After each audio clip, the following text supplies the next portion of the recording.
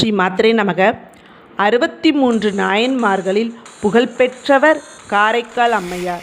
3 பெண் நாயன்மார்களில் இவர் முதன்மையானவர். இவரது இயற்பெயர் புனிதவதி. சிறு வயதிலிருந்தே சிவனின் மீது அதீத பக்தி கொண்டவர். பரமதத்தன் என்பவரை திருமணம் செஞ்சு கொள்கிறாங்க.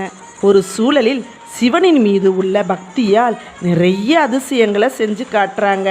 ஒரு சமயம் பரமதத்தன் கொடுத்து அனுப்பிய 2 மாம்பழங்களில் ஒன்றை சிவனடியாருக்கு படைச்சிடுறாங்க.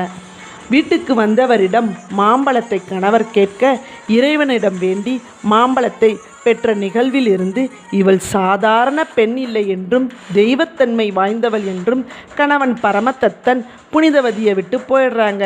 தன் கணவன் காணாமல் புனிதவதி எங்கெங்கோ தேடுறாங்க. பல வருடங்கள் கழித்து பார்க்கும் பொழுது ஒரு அதிர்ச்சி காத்திருக்கு.